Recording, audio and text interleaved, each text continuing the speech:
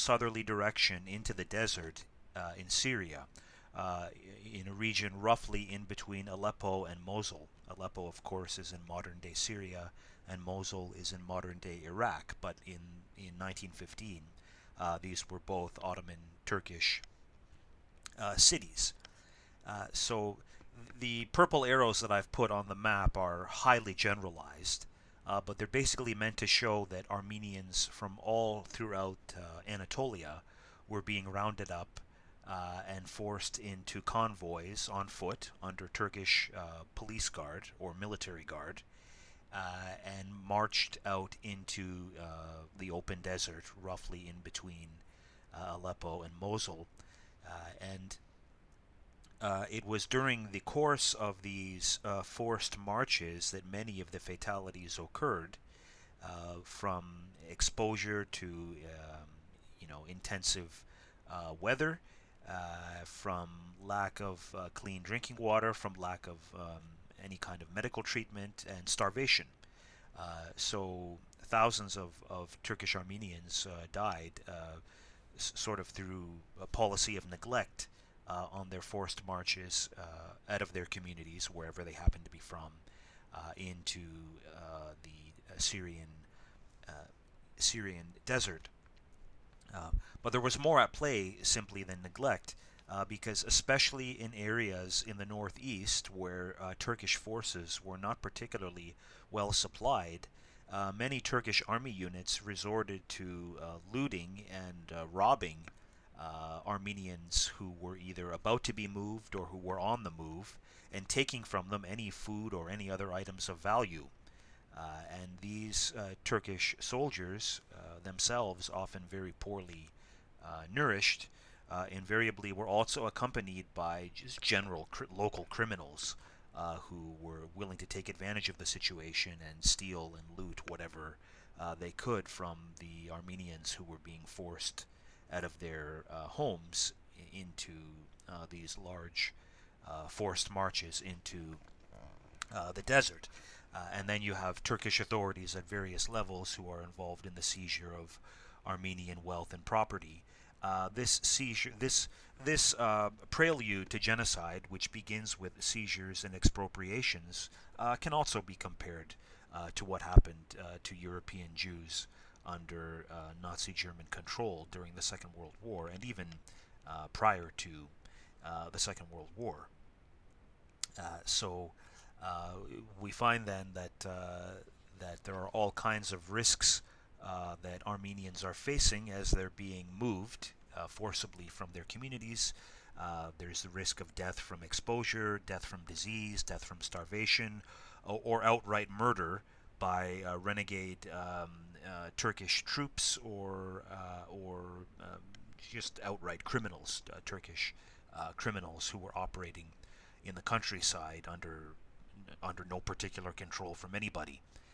Now, we can't exactly point to some overarching central order from the highest Turkish political leadership, the interior minister or the war or naval ministers, that says, "Oh, you shall all now murder." The Turkish forces shall all now murder any Turkish Armenians that they can find.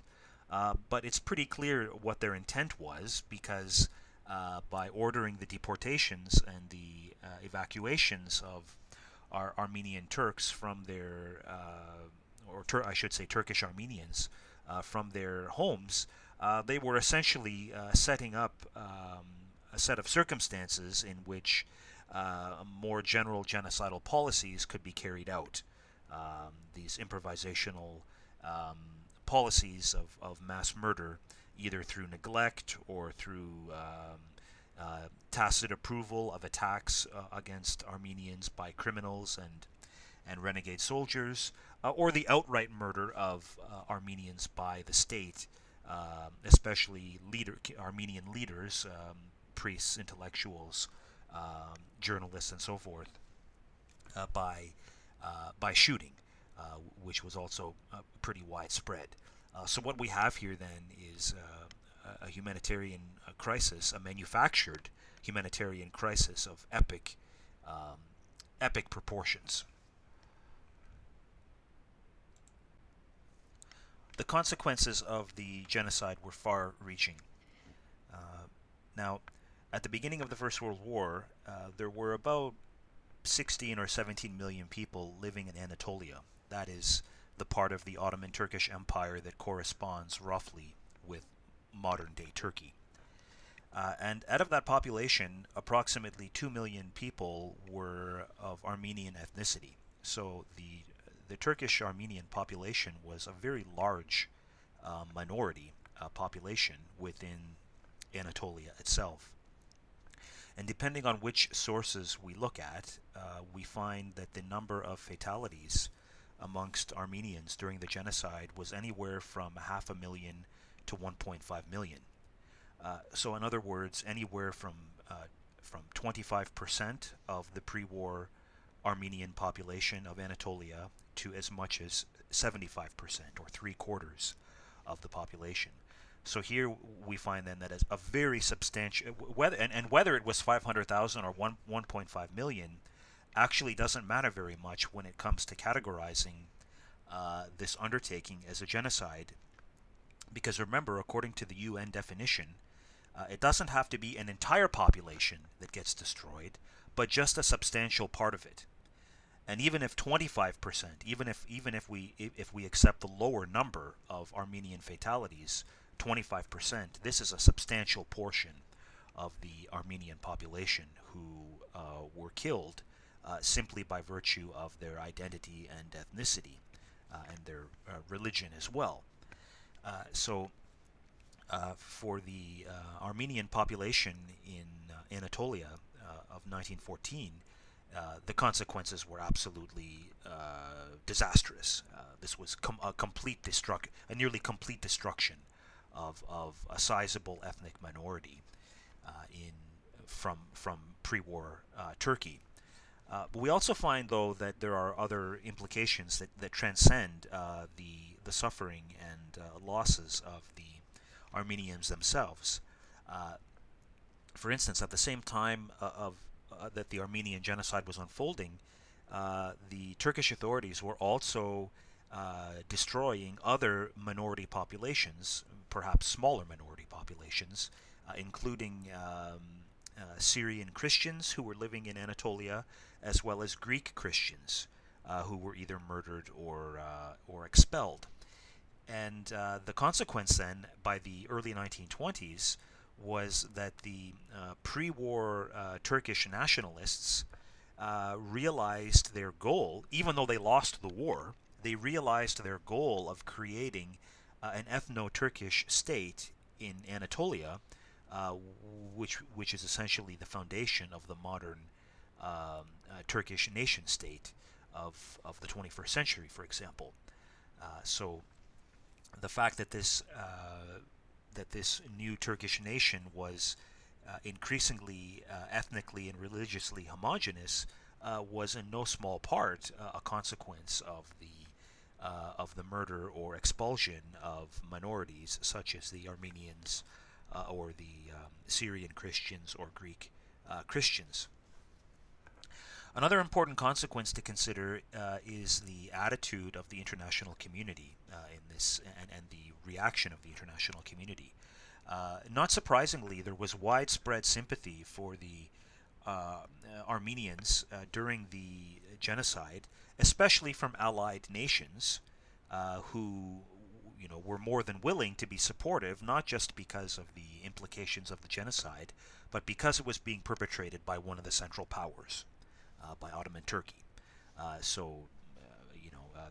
The media in the Allied nations was more than willing to demonize the Ottoman Turkish authorities.